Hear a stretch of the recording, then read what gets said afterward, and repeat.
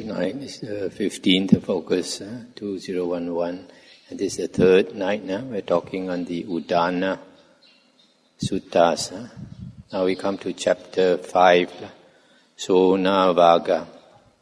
The first sutta is 5.1, Raja Sutta. Thus have I heard. At one time the Lord was staying near Savatthi in the Jeta wood at Anathapindika's monastery. On that occasion, King Pasenadi of Kosala had gone to the upper story of the royal palace with Queen Malika. Then King Pasenadi of Kosala said to Queen Malika, "Is there anyone, Malika, dearer to you than yourself?" And she said, "There is no one, great king, dearer to me than myself. But is there anyone, great king, dearer to you than yourself?" And the king replied, "Neither is there anyone, Malika, dearer to me than myself." Then King Pasenadi of Kosala descended from the palace and went to visit the Lord. On approaching the Lord, he prostrated himself, sat down to one side, and reported this conversation. Then on realizing its significance, the Lord uttered on that occasion this inspired utterance. On traversing all directions with the mind, one finds no one anywhere dearer than oneself. Likewise, everyone holds himself most dear. Hence, one who loves himself should not harm another. This sutta actually we found this sutta also, I think, in the Khuddaka Nikaya, I think, under the Pasenadi. Or is it the Samyutta Nikaya, under the Kosala Samyutta, I think. So this sutta tells us that there's no one dearer to ourselves than our own self. This reminds me, many years ago in Penang, one old lady, she asked her daughter to contact us, to go to her house. The husband was dying of old age, and he should have died 3 months ago according to the doctor, but he kept clinging to life, and the wife told us, the wife was very old, the wife told us that when he was still able to talk, the husband said to the wife, he knew that he was going, he asked the wife to go with him. So the wife got frightened. Even though the wife loved the husband, when you are on your deathbed, you ask your wife to go with you, you think she will go? 5.2, Appayuka Sutta. Thus have I heard. At one time the Lord was staying near Savatthi in the Jeta wood at Anathapindika's monastery. Then the Venerable Ananda, on emerging from seclusion in the evening, approached the Lord, prostrated himself, sat down to one side and said, "It is wonderful, revered sir. It is marvelous, revered sir. How short-lived was the Lord's mother. 7 days after the Lord was born, the Lord's mother died and was reborn into the Tusita group of Devas." And the Buddha said, "So it is, Ananda.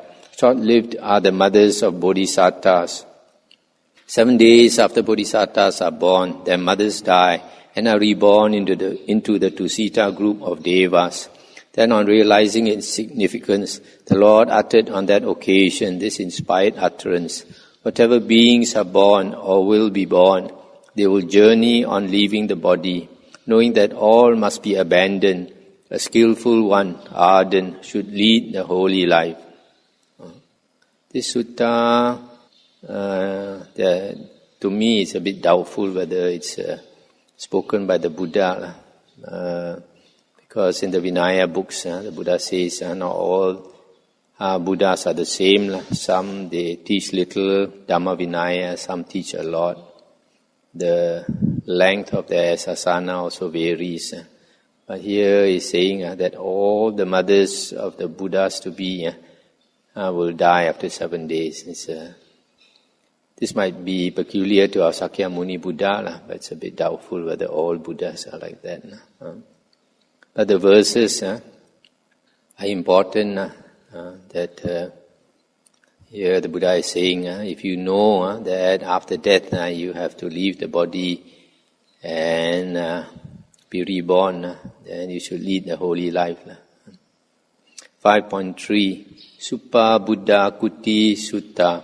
Thus have I heard. At one time the Lord was staying near Rajagaha in the bamboo wood at the squirrel's feeding place. At that time there was in Rajagaha a leper called Suppa Buddha, a poor, pitiable, wretched person. Now on one occasion the Lord was sitting teaching Dhamma, surrounded by a large gathering. Suppa Buddha, the leper, saw in the distance that a large group of people had collected together, and on seeing it he thought, surely some food is being distributed. Suppose I were to approach that large group of people, I might well get some food there. So Suppa Buddha, the leper, approached that large group of people and saw the Lord sitting and teaching Dhamma, surrounded by that large gathering. On seeing it, he thought, there is no food being distributed here. This is the recluse Gotama teaching Dhamma in the assembly. Suppose I too were to listen to Dhamma. So he sat down to one side, thinking, I too will listen to Dhamma. Then the Lord, comprehending the minds of everyone in that whole gathering with his own mind, considered, who here is capable of understanding Dhamma? Then the Lord saw Suppa Buddha, the leper, sitting amongst the group of people, and on seeing him he thought, this one here is capable of understanding Dhamma. For the sake of Suppa Buddha, the leper, he then gave a progressive talk, that is, a talk on generosity, on virtue or sila, on heaven. He made known the disappointment, degradation, and corruption of sensual pleasures, and the benefit in renouncing them. When the Lord knew that the mind of Suppa Buddha, the leper, was ready, malleable, free from hindrances, elated and purified, he then made known that Dhamma teaching special to the Buddhas, suffering, origination of suffering, cessation of suffering, and the path leading to the cessation of suffering. And just as a clean cloth without stains would properly take up dye, so in Suppa Buddha, the leper, even as he was sitting there arose the stainless, undefiled vision of the Dhamma, that whatever is subject to origination is subject to cessation. Then Suppa Buddha, the leper, having seen Dhamma, attained to Dhamma, known Dhamma, plunged into Dhamma, crossed over doubt, become free from uncertainty, attain to complete confidence, become independent of others in the teacher's teaching, arose from his seat and approached the Lord. Stop here for a moment. So here, it's basically saying that he attained stream entry, the first path. And in the suttas and the Vinaya, we always see that a person attains stream entry in this way by listening to the Dhamma. He prostrated himself, sat down again to one side and said to the Lord, it is wonderful, revered Sir. It is marvelous, revered Sir. Just as if, revered Sir, one should set upright what is overturned, or should uncover what is concealed, or should point out the path to one who is lost, or should bring an oil lamp into the darkness so that those with eyes could see visible objects. Even so, by various methods, the Lord has explained Dhamma. I, revered Sir, go for refuge to the Lord, to Dhamma and to the Sangha of monks. May the Lord accept me as a lay follower, gone for refuge from this day forth, for as long as life lasts. Stop here for a moment.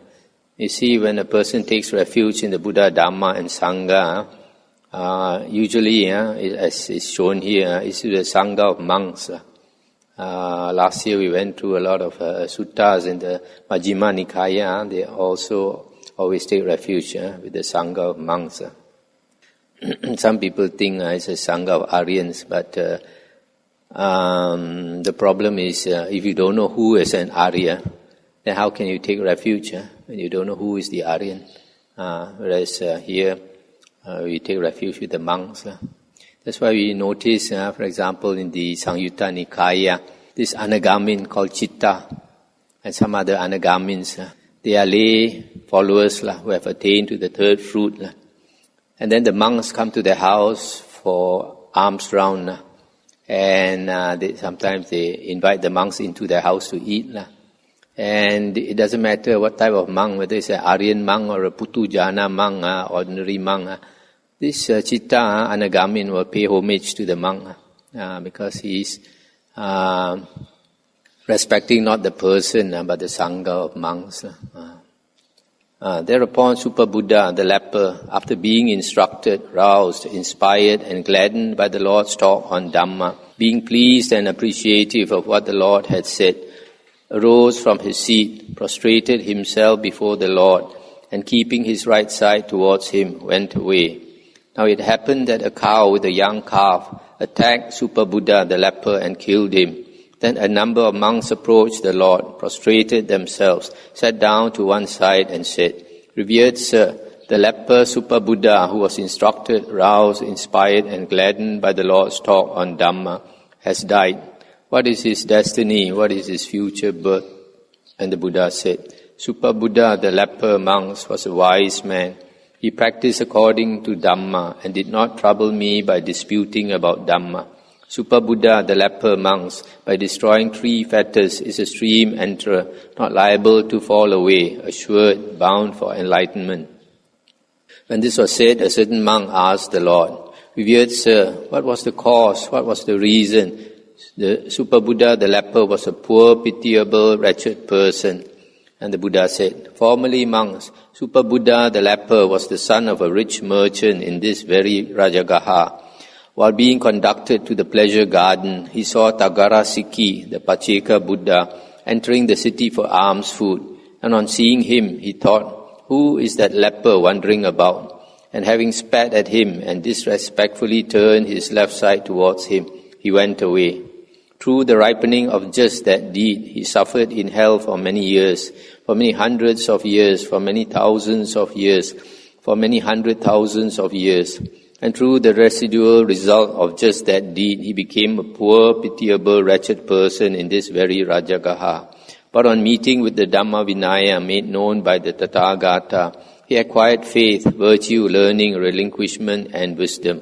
Thus, upon the dissolution of the body after death, he re-arose in a happy realm, in a heavenly world, in companionship with the Devas of the Tavatimsa heaven. There he surpasses the other Devas in beauty and splendor." Then on realizing its significance, the Lord uttered on that occasion this inspired utterance. "As a man with good eyesight on a journey would endeavor to avoid any dangerous place, so too a wise man in the world of the living should avoid demeritorious deeds." This Pacheka Buddha, because these Pacheka Buddhas, they dwell alone in the forest, and because he's already a Buddha, enlightened, doesn't care very much for his body. Probably his body was very dirty. Clothes also are shabby and torn here and torn there. So this man is so rich. That's a problem when a person is born into a rich family and spoiled from young. They tend to be very arrogant. It's different if a person, when he was young, the family was poor, and then he worked his way up to the top. Then he has some good qualities. He appreciates people who are poor. But this person, being very young and extremely rich family, looked down on all the poor people. So he thought this Pacheka Buddha looks like a leper. So it's very dangerous to show disrespect or talk bad about a monk or any ascetic who practices the holy life. So like this, just for spitting at the Buddha, he went to hell for a long time. 5.4 Kumaraka Sutta. Thus have I heard. At one time the Lord was staying near Savatthi in the Jeta wood at Anathapindika's monastery. On that occasion, a number of boys in between Savatthi and the Jeta wood were tormenting the fish in a pool. Then the Lord, having put on his robe in the forenoon and taken his bowl and outer cloak, was going to Savatthi to collect alms food. When he saw those boys in between Savatthi and the Jeta wood tormenting the fish, on seeing this, he went up to them and said, "Do you boys fear pain? Do you dislike pain?" And they said, "Yes, revered sir, we do fear pain, we dislike pain." Then on realizing its significance, the Lord uttered on that occasion this inspired utterance. If you fear pain, if you dislike pain, do not do a bad deed openly or in secret. If you have done a bad deed or do one now, you will not escape pain, though you try to flee. 5.5 Uposatha Sutta. Thus have I heard. At one time the Lord was staying near Savatthi in the eastern park at Migara's mother's mansion. That means Visakha's mansion. On that occasion the Lord was sitting surrounded by the Sangha of monks, as it was the day of the Uposatha observance. Then when the night was far advanced and the first watch had ended, that means 10 p.m., the Venerable Ananda arose from his seat, arranged his robe over one shoulder, raised his folded hands and said to the Lord, "The night is far advanced, revered Sir. The first watch has ended and the monks have been sitting for a long time. Revered Sir, let the Lord recite the Patimokkha to the monks." When this was said, the Lord remained silent. Stop here for a moment. Up to that time, the Buddha was the one who recited the precepts. The Patimokkha is the list of the precepts. Every 2 weeks, on the 15th day of the lunar month, that means on the full moon night, on the full moon day, day or night, the monks will gather together and recite the Patimokkha, the list of the precepts. And also on the last day of the lunar calendar, that means on the 30th night, or on the 30th day or night, or if there's no 30 days, then it's 29 days, 29th day. So up to that time, the Buddha used to chant the Patimokkha. But you can see from this sutta, after that the Buddha stopped. When the night was still further advanced and the middle watch had ended, that means 2 a.m., a second time the Venerable Ananda arose from his seat and said to the Lord, "The night is far advanced, revered Sir. The middle watch has ended and the monks have been sitting for a long time. Revered Sir, let the Lord recite the Patimokkha to the monks." A second time the Lord remained silent. When the night was further advanced and the last watch had ended, that means 6 a.m., as dawn was approaching and the night was drawing to a close, a third time the Venerable Ananda arose from his seat and said to the Lord, "The night is far advanced, revered Sir. The last watch has ended. Dawn is approaching and the night is drawing to a close, and the monks have been sitting for a long time. Revered Sir, let the Lord recite the Patimokkha to the monks." And the Buddha said, "The gathering is not pure, or the assembly is not pure, Ananda." Then the Venerable Mahamoggallana thought, "Concerning which person has the Lord said, the gathering is not pure, Ananda?" And the Venerable Mahamoggallana, comprehending the minds of the whole Sangha of monks with his own mind, saw that person sitting in the midst of the Sangha of monks, immoral, wicked, of impure and suspect behavior, secretive in his acts, no recluse though pretending to be one, not practicing the holy life though pretending to do so, rotten within, lustful and corrupt. On seeing him, he arose from his seat, approached that person and said, "Get up, friend, you are seen by the Lord. You cannot live in communion with the monks." But that person remained silent.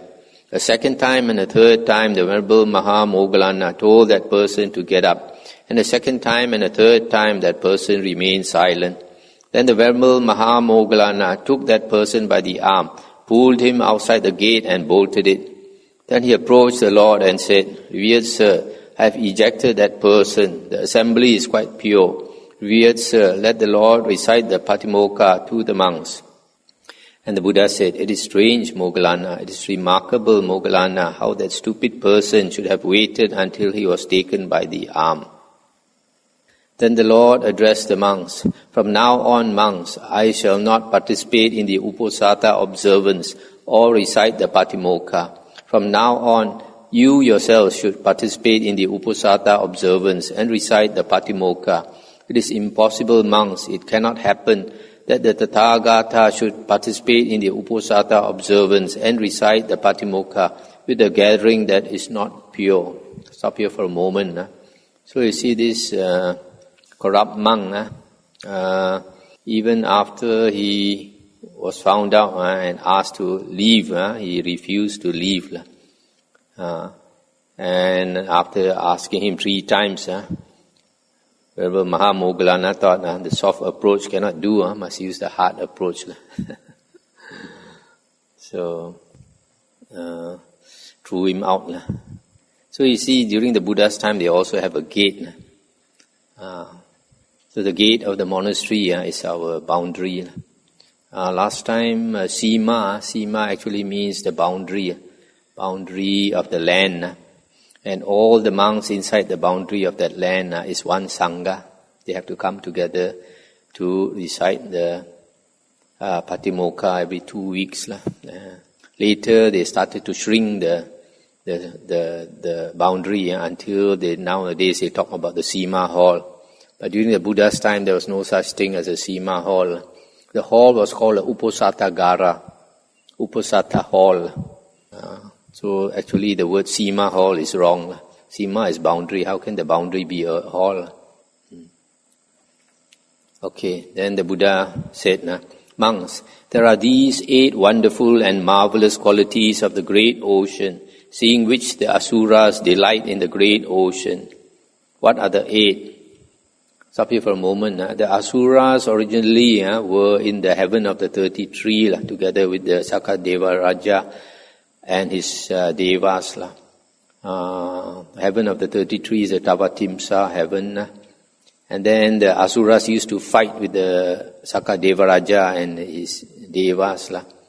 And one day, when the Asuras who liked to drink liquor, when the Asuras were drunk, Sakadeva Raja and his devas caught them and threw them out of the heaven into the great ocean.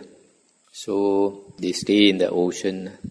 This is not our ocean, this is the heaven, the ocean in the heaven.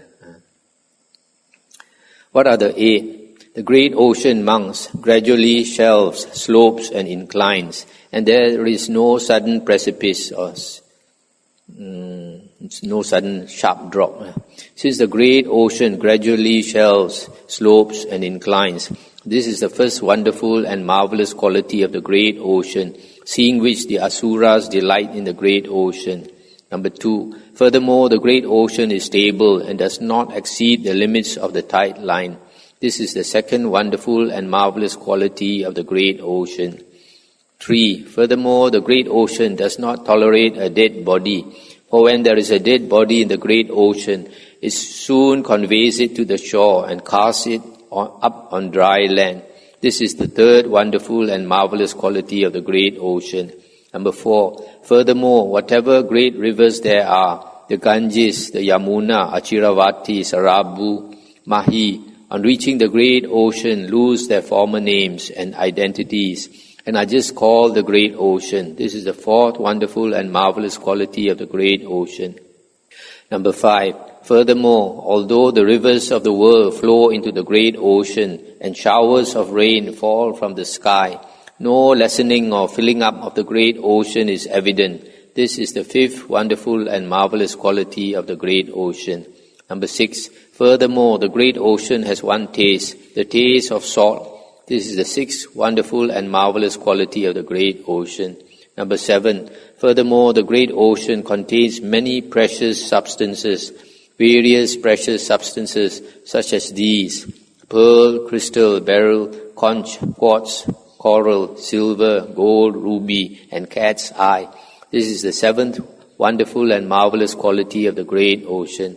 Number 8, furthermore, the great ocean is the abode of mighty creatures, of such creatures as these: the Timi, Timingala, Timira, Pingala, Asuras, Nagas, and Gandhabas. There exist in the great ocean beings 100 yojanas in size, that means 1,000 kilometers in size. Beings 200, 300, 400, and 500 yojanas in size. That means 5,000 kilometers long. This is the eighth wonderful and marvelous quality of the great ocean. These monks are the 8 wonderful and marvelous qualities of the great ocean, seeing which the Asuras delight in the great ocean. Similarly, monks, there are 8 wonderful and marvelous qualities in this Dhamma Vinaya, seeing which monks delight in this Dhamma Vinaya. What are the 8? 1. Just as the great ocean gradually shelves, slopes and inclines, and there is no sudden precipice, so also in this Dhamma Vinaya, there is a gradual training, a gradual course, a gradual progression, and there is no sudden penetration to final knowledge. Since in this Dhamma Vinaya there is a gradual training, this is the first wonderful and marvelous quality in this Dhamma Vinaya, seeing which monks delight in this Dhamma Vinaya. I'll stop here for a moment. So progress on the spiritual path is very gradual one. There is no sudden attainment of some insight where you become enlightened or what. Although there is attainment of insight, but it comes after years of practice. Unless in your previous life you already cultivated a lot. Number 2, just as the great ocean is stable and does not exceed the limits of the tide line, so also my disciples do not transgress a training rule laid down by me for discipline for disciples, even for the sake of their lives. This is the second wonderful and marvelous quality in this Dhamma Vinaya. Number 3, just as the great ocean does not tolerate a dead body, but casts it up on dry land, so also whatsoever person is immoral, wicked, of impure and suspect behavior, secretive in his acts, no recluse though pretending to be one, not practicing the holy life though pretending to do so, rotten within, lustful and corrupt, the Sangha does not associate with him, but when it has met together, soon throws him out. Even though he may be sitting in the midst of the Sangha of monks, yet he is far from the Sangha, and the Sangha is far from him. This is the third wonderful and marvelous quality in this Dhamma Vinaya. Number 4, just as whatever great rivers there are, on reaching the great ocean lose their former names and identities, and are just called the great ocean, so also those of the 4 castes, nobles, Brahmins, merchants and workers, having gone forth from home to the homeless state in the Dhamma Vinaya, made known by the Tathagata, abandon their former names and identities, and are just called recluses, followers, sons of the Sakyan, Sakyaputta. This is the 4th wonderful and marvelous quality in this Dhamma Vinaya. Number 5, just as although the rivers of the world flow into the great ocean and showers of rain fall from the sky, no lessening or filling up of the great ocean is evident. So also, although many monks attain final Nibbana in the Nibbana element with no residue left, no lessening or filling up of the Nibbana element is evident. This is the 5th wonderful and marvelous quality in this Dhamma Vinaya. 6. Just as the great ocean has one taste, the taste of salt, so also this Dhamma Vinaya has one taste, the taste of liberation. This is the 6th wonderful and marvelous quality in this Dhamma Vinaya. 7. Just as the great ocean contains many precious substances, various precious substances, so also this Dhamma Vinaya contains many precious things, various precious things such as these: the 4 intense states of mindfulness, the 4 right efforts, the 4 bases of psychic power, the 5 faculties, 5 powers, 7 enlightenment factors, and the Noble Eightfold Path. This is the 7th wonderful and marvelous quality in this Dhamma Vinaya.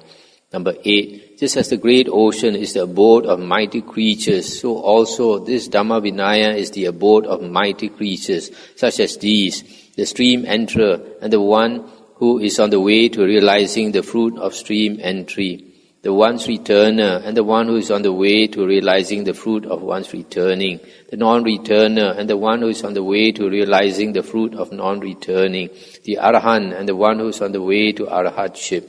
This is the 8th wonderful and marvelous quality in this Dhamma Vinaya. These monks are the 8 wonderful and marvelous qualities in this Dhamma Vinaya, seeing which monks delight in this Dhamma Vinaya. Then on realizing its significance, the Lord uttered on that occasion this inspired utterance: Rain soddens what is covered up. It does not sodden what is open. Therefore uncover what is covered, that the rain will not sodden it.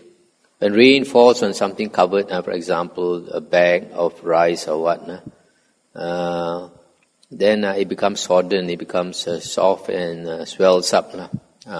So it probably means that if we cover up our offenses, the monks, if the monks cover up their offenses, their defilements, then it swells, it doesn't lessen the defilements,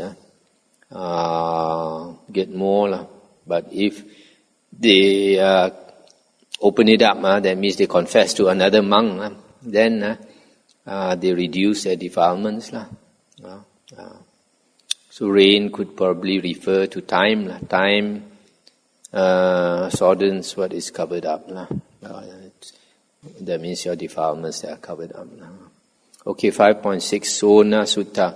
Thus have I heard. At one time the Lord was staying near Savatthi in the Jeta wood in Anatta Pindika's monastery. At that time the Venerable Mahakachana was staying among the people of Avanti near Kuraragara on Pavatta hill with the lay follower Sona Kotikana as his supporter. Now while the lay follower Sona Kotikana was in seclusion, this train of thought arose in his mind.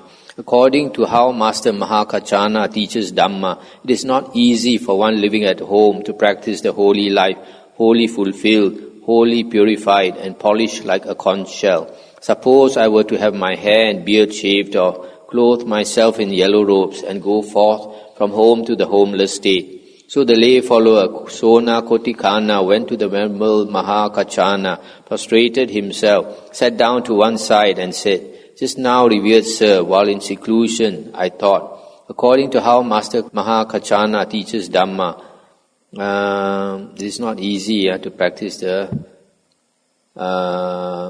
holy life at home." And he said, "Allow me, revered Master Mahakachana, to go forth." When this was said, the Venerable Mahakachana replied to the lay follower Sona Kotikana, "Sona, it is hard to lead the holy life with its one meal a day and sleeping alone for the rest of one's life. Come now, Sona, devote yourself to the teaching of the Buddhas while remaining a householder and try for a limited period to lead the holy life, eating one meal a day and sleeping alone." I stop here for a moment. So this Mahakachana, the Arahant, is telling his chief supporter, instead of becoming a monk, you practice at home, eat one meal a day and sleep alone, don't sleep with the wife, see whether can or not, then later only you can consider. It's good advice, a lot of people, they haven't even come to the monastery to stay for long periods, and then they say they want to become a monk.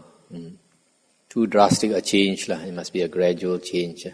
Then the lay follower Sona Kotikana's idea of going forth subsided. On a second occasion, while the lay follower Sona Kotikana was in seclusion, again the same thought arose. He went to the Venerable Mahakachana and asked to go forth, but again he received the same reply. On the third occasion, however, the Venerable Mahakachana allowed the lay follower Sona Kotikana to go forth. At that time there were few monks in the southern country of Avanti, so only after a lapse of 3 years did the Venerable Mahakachana, with trouble and difficulty, manage to assemble together from here and there a group of 10 monks to form a sangha of monks and give the higher ordination to the Venerable Sona. Stop here for a moment. So it's just like Malaysia, we have few monks. To get a group of 10 monks of the same tradition to ordain somebody, it's not so easy. So here in this country of Avanti, probably they had less monks. So he had to wait 3 years to manage to get 10 monks to ordain this Sona Kotikana. Then on emerging from seclusion after the rain's retreat, the following thought occurred to the Venerable Sona. "I have not seen the Lord face to face. I have only heard that He is like this and like that. If my preceptor would give me permission, I would go to see the Lord, Arahant Sammasambuddha."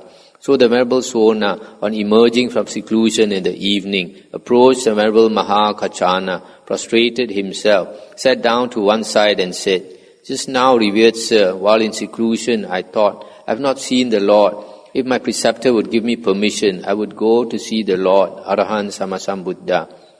And the Venerable Mahakachana said, Good, Sona. Go, Sona, to see the Lord, the Arahant Sammasambuddha. Sona, you should see that Lord who inspires trust and confidence, who has calm senses and tranquil mind, who has attained perfect poise and calm, who is controlled, a perfected one, watchful with restrained senses. When you see him, pay homage in my name with your head at the Lord's feet, and ask whether he is free from sickness and ailment, and is healthy, strong, and living in comfort, saying, my preceptor, revered Sir, Mahakachana, pays homage with his head at the Lord's feet, and asks whether he is free from sickness and living in comfort. Very well, revered Sir, said the Venerable Sona, and pleased and appreciative of the words of the Venerable Mahakachana, he arose from his seat, prostrated himself before the Venerable Mahakachana, and left, keeping his right side towards him. Having set his lodgings in order and taken his bowl and outer cloak, he departed on tour for Savatthi. Walking on tour by stages, he reached Savatthi, the Jeta wood, and Anathapindika's monastery, and went to the Lord. Having approached the Lord, he prostrated himself, sat down to one side, and said to the Lord, my preceptor, revered Sir, the Venerable Mahakachana, asked whether the Lord is living in comfort, etc. And the Buddha said, are you well, monk? Are you in good health? Are you but little fatigued by the journey coming here, and been having no difficulty obtaining alms food? And he said, I am well, Lord. I am in good health, Lord. I am not fatigued by the journey coming here, revered Sir, and have been having no difficulty obtaining alms food. Then the Lord said to the Venerable Ananda, arrange a lodging, Ananda, for this newly arrived monk. Then the Venerable Ananda thought, when the Lord orders me saying, arrange a lodging, Ananda, for this newly arrived monk, it is because he wishes to be alone with this monk. The Lord wishes to be alone with the Venerable Sona. So in the dwelling where the Lord was living, he arranged a lodging for the Venerable Sona.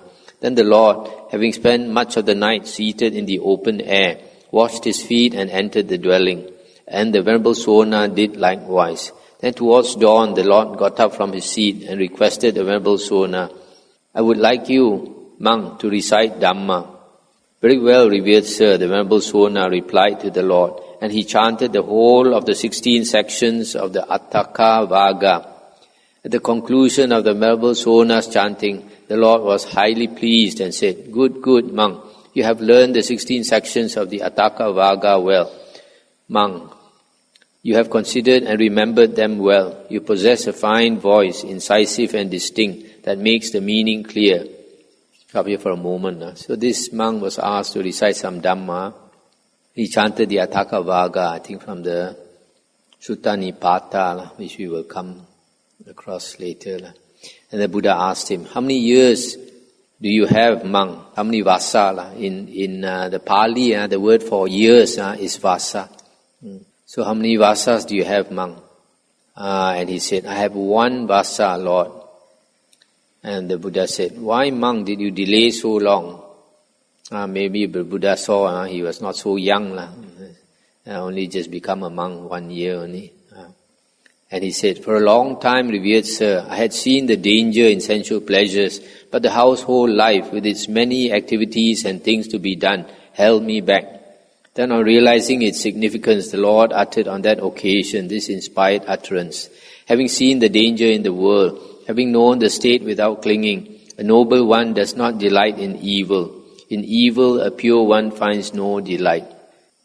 5.7. This story about this Sona Kotikana is in the Vinaya books. It's longer than the Vinaya books. Even the previous one about the 8 qualities of the ocean that the Asuras delight in. It's also found in some other, it's either Anguttara or Khuddaka Nikaya. 5.7 Revata Sutta. Thus have I heard, at one time the Lord was staying near Savatthi in the Jeta wood at Anathapindika's monastery. On that occasion, the Venerable Revata, the doubter, was sitting cross-legged not far from the Lord, holding his body erect and reviewing his own purification by overcoming doubt. The Lord saw the Venerable Revata, the doubter, sitting cross-legged not far away, holding his body erect and reviewing his own purification by overcoming doubt. Then, realizing its significance, the Lord uttered on that occasion this inspired utterance. Whatever doubts as to here or beyond, in one's own or another's experience. The meditators abandon all these, the ardent ones leading the holy life. There's no more doubts. This remember Revata, the doubter. I think Kanka Revata is Arahant, well known, one of the chief disciples of the Buddha. If I'm not mistaken, might be Venerable Sariputta's brother. 5.8 Ananda Sutta.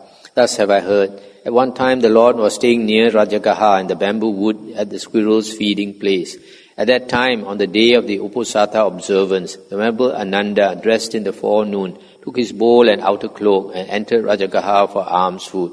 Devadatta saw the Venerable Ananda walking for alms food in Rajagaha, and on seeing him approached the Venerable Ananda and said, "From today, friend Ananda, I shall keep the Uposatha observance and enact the business of the Sangha apart from the Lord and apart from the Sangha of monks." Then the Venerable Ananda, having walked in Rajagaha for alms food and returned after the meal, approached the Lord, prostrated himself, sat down to one side and said to the Lord, "Revered Sir, I had dressed in the forenoon, taking my bowl and outer cloak, and entered Rajagaha for alms food. Devadatta saw me and said, 'From today I shall keep the Uposatha observance,' etc., etc., apart from the Sangha of monks. Today, revered Sir, Devadatta will divide the Sangha. He will keep the Uposatha observance and enact the business of the Sangha separately." Stop here for a moment. This Devadatta, he split the Sangha. This is what is called the schism of the Sangha. He set up his own Sangha, and this is a very serious thing to do. Something that can bring one definitely to hell when he dies. So because of his ego, he wanted to lead the Sangha. The Buddha did not allow him to lead the Sangha. He still insists on leading his own Sangha. Then on realizing its significance, the Lord uttered on that occasion this inspired utterance: "For the good to do what is good is easy. For the bad to do what is good is difficult. For the bad to do what is bad is easy. For the noble to do what is bad is difficult." So the Buddha said, this Devadatta, he has not a spot of goodness in him. So that's why the Buddha said he will never see the Buddha again after trying to kill the Buddha and all that. 5.9 Saddha Yamana Sutta. Thus have I heard. At one time the Lord was journeying among the people of Kosala together with a large Sangha of monks.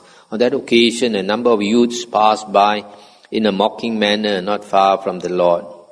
That means they probably passed some nasty remarks about the Buddha and the monks. The Lord saw those youths passing by in a mocking manner. Then on realizing its significance, the Lord uttered on that occasion this inspired utterance: "The Dalits who appear as wise men recite with speech alone as their range. As much as they wish, they stretch their mouths. What leads them on, they do not know." 5.10 Chula Pantaka Sutta. Thus have I heard. At one time the Lord was staying near Savatthi in the Jeta wood at Anathapindika's monastery. On that occasion the Venerable Chula Pantaka was sitting cross-legged not far from the Lord, holding his body erect, having set up mindfulness before him. The Lord saw the Venerable Chula Pantaka sitting cross-legged not far away, holding his body erect, having set up mindfulness before him. Then on realizing its significance, the Lord uttered on that occasion this inspired utterance: "With body steady and mind steady, whether standing, sitting or lying down, a monk making this mindfulness firm shall obtain successive distinctions. On obtaining distinctions in succession, he goes beyond sight of the king of death." That means he does not die anymore because he has no more self. Just the body dies. Now we come, is there anything to discuss? Otherwise I want to go into chapter 6.